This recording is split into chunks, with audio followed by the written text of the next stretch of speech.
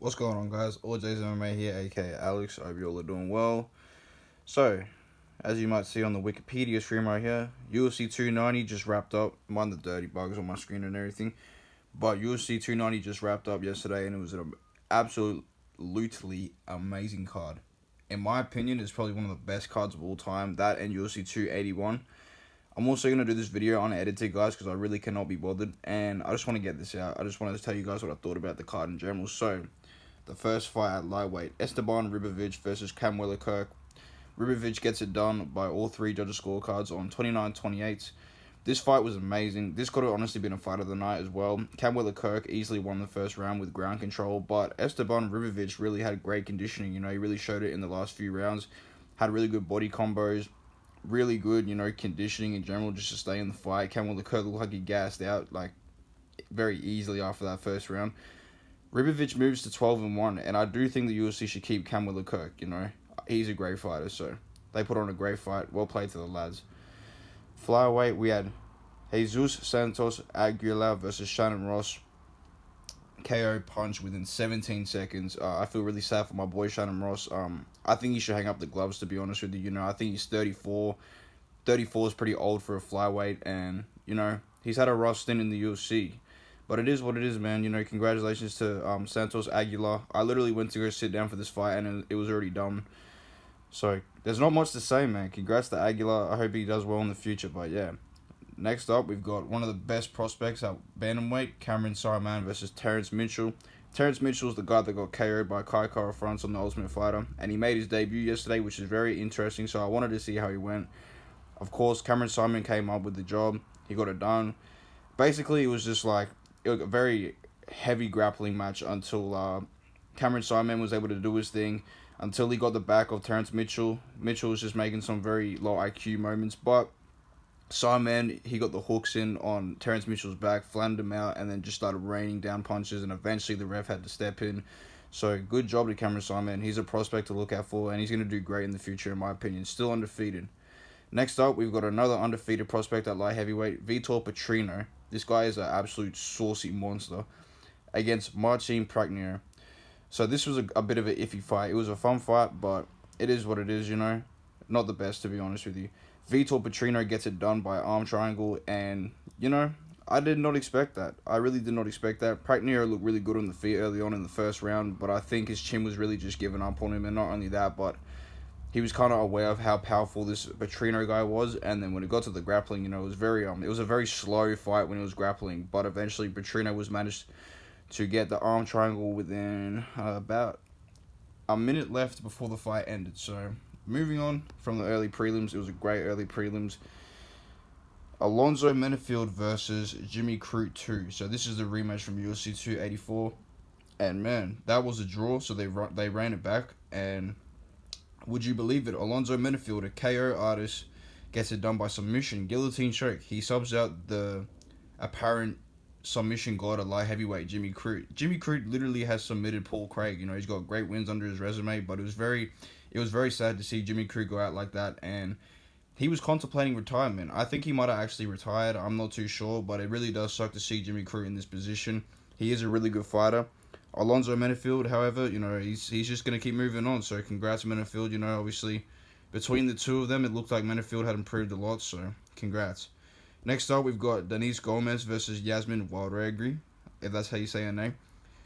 Jauregui was like one of the biggest women prospects, of all time, if I'm going to be honest with you. She looked like an absolute problem, only to get finished within 20 seconds by Denise Gomez. 20 seconds. Just mayhem. No one expected this. Denise Gomez was going in as a huge underdog as well. And yeah, there goes Yasmin Jauregui's hype. Very unfortunate, but this is the game of MMA. Next fight, we have Tatsuda Taira versus Edgar Chairez. Chairez had some very good moments in this fight. He won it. Not him, sorry, but the scorecards were 29-27. So he dropped Tatsuda Taira at the start of the fight, and he had a really nasty guillotine at the end of the fight that it looked very close to being in. I'm going to be honest with you, with 10 seconds to go. Regardless, a great performance by Tatsuda Taira. However, he's still undefeated, and I think he's a better prospect to look out for in the flyweight division than Muhammad Mokaev. I apologize for my laptop going flat. Moving on, we've got Robbie Lawler. Robbie Lawler versus Nico Price. What an absolutely legendary send off for my boy Robbie Lawler. But I do want to say something. I just feel like this fight was a bit weird, you know what I mean? I don't understand how Nico Price went down that easily, but after watching heaps of replays, it does make sense. You know, he was getting hit clean on the chin with uppercuts, hooks, you know, across the guard, hitting him on the temple. So I can see how Nico went out, but it was very suspicious to me first of all. But nonetheless, you know, I'm super happy to see my boy Robbie Lawler go out like that. Just an absolute legend of the game. You know, someone to admire and just a straight warrior. Just a fucking legend, man. You know, everybody already knows. So congrats to Robbie Lawler. You know, all the homies are happy that he went off on a send off. Nico Price should just retire or, you know, have an easy fight or something because I don't know what happened there, but it is what it is. Moving on to the main card, Low Blow Nickel. I'm gonna be honest, guys. I'm gonna have to give this guy respect. I'm gonna start calling him Low Blow Nickel, and I'm gonna call him Bone Nickel. Man, he really impressed me. I didn't even get to watch this fight, but you can basically name what happened. He basically just pieced up Valentine Woodburn. Woodburn was coming in as like a plus 900 underdog, so a lot of people had about $20 on this guy, I would imagine, you know, trying to get all that money back, but it did not work. There was a reason Bo was a massive favorite, and he went out there and just starched Valentine Woodburn in 38 seconds, I believe. Yeah, he landed with every single punch he had, so congrats to Bone Nickel. You know, he's got some hands. He looks really slick. And he's going to be a problem, man. You know, he's just someone we're going to have to keep our eye out on. Stop disrespecting and start respecting. So, congrats to you, my man, Bone Nickel. Moving on. This was an incredible fight, guys. Dan Hooker gets the job done against Jalen Turner. I just want to talk about how rough of a weight cut Jalen Turner had. That was horrible.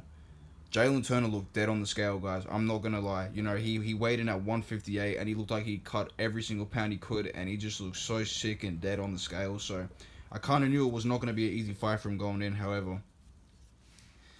And I'm just so happy to see Dan Hooker back in the winning column, man. Really am. You know what I mean? It's just like, oh, man. This guy's had a rough past couple of years, you know what I mean? A lot of people were saying he was never going to be the same after that war against Poirier, which I thought the same. But this guy just came out and fucking put a war against Jalen Turner, really took him into the deep end, and just showed all of his experience in the UFC against high-level opponents and what it's all about. And congrats to Dan Hooker, man. I'm super happy to see. If this was how the fight was meant to play out, then I'm super happy with the result. And I don't understand how it was a split decision as well. It was a close fight, don't get me wrong, but Dan Hooker easily won the second and the third round. So people need to stop assuming that Jalen Turner actually had a chance. You know, he did really well. He definitely won one of the rounds at least. And I don't know how he didn't knock Dan Hooker out with that head kick. You know, Dan Hooker is just insane. Anyways, what a performance by Dan Hooker. You know, what a fight in general. These guys should be given, you know, like 50 to 100K on the side, you know, just secretly, because that was an epic fight. Congrats to both, man. Jalen Turner needs to move up to 170, period, and Dan Hooker is just an absolute giga chad. So I'm just happy to see this guy win again, man. Next up, upset of the fucking year. Dricus Du Plessis versus Robert Whittaker. Man, can you not believe it?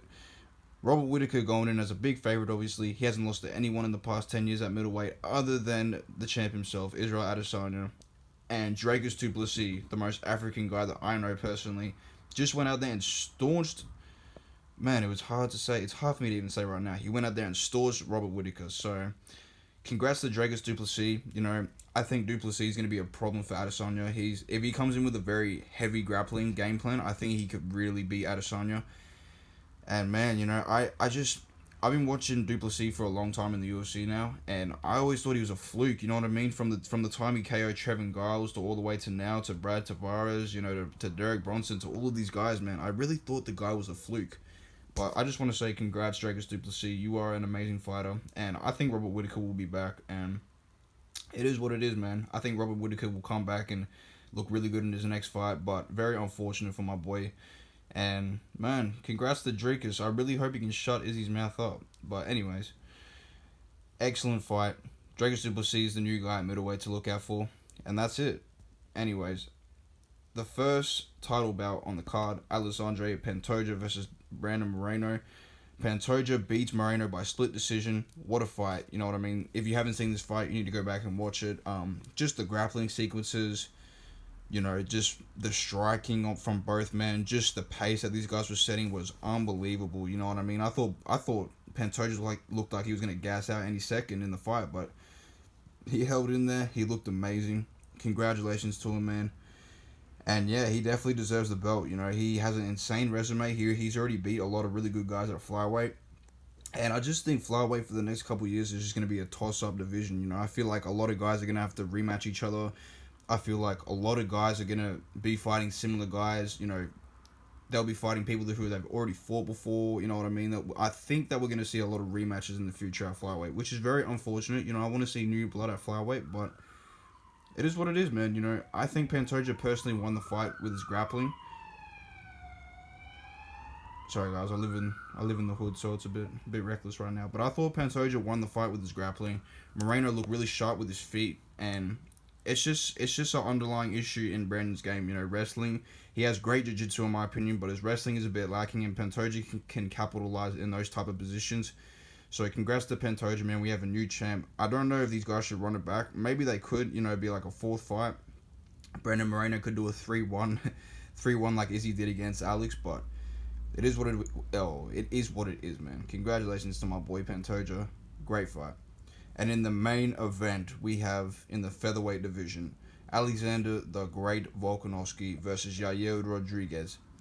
So I didn't actually get to watch this fight live, guys, but I saw Volk's performance, and basically what happened was, from what I heard, is that Alexander Volkanovski had Yair Rodriguez down easily within the first round, had him up against the cage, so Yair couldn't throw really any elbows or legs or any submission attempts or anything like that. Just started hammering on Yair and Yair's eye, kind of like what Frankie Edgar did all those years back.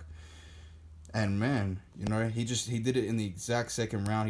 He did the same thing in the second round. Third round, you know, Volk really adjusted to Yair's stand-up. Yair was doing really good on the feet, but then as Yair was coming in for a kick, you know, Volk just switches his stance. I'm pretty sure Volk threw like an inside leg kick, and then he switched his stance straight into a right hook in a southpaw stance, and really rocks Yair, has Yair backpedaling and worrying, and Volk just fucking chases him down, unloads on him, you know, body shots, head shots, mixes it up, you know, he gets Yair to block with his hands on his head, and then just literally dumps Yair into the ground. Just magnificent work from Alexander Volkanovski. Just started pounding on him after, you know what I mean? I just could not believe the performance that Volkanovski put on.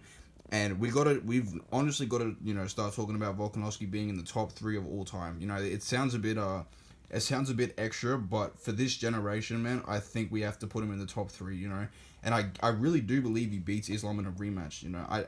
I can make a whole different video on that, but I really think he beats Islam in a rematch. And I'm not one of those guys that thinks he beat Islam in the first fight. I do think Islam won that fight, but I think Volk definitely wins the rematch, you know. I don't know why, but I just see it happening. Anyways, guys, I hope you enjoyed the video. The bonus awards, Fight of the Night was given to Moreno versus Pantoja. Don't forget, Dan Hooker and Jalen Turner need to be given like 50k or 100k on the side, man. That was an epic fight they had. Performance of the night goes to Denise Gomez and Dracus Duplessis. Well deserved. And it is what it is, guys. Thank you guys so much for watching. If you made it to the end of the video, make sure you guys like and subscribe. The more videos I pump out, man, the better my content will get. I will start cleaning it up a bit more, you know. Instead of just filming a Wikipedia page like this, I will start putting photos up, start actually editing, and I'm gonna use this laptop to edit. So, like I said, you know, thank you guys so much for enjoying the video. Make sure you like and subscribe, man. I'm trying to hit 100 subscribers before the end of the year, so I want to see if I can do it. All J's MMA, guys. I'm out. Peace.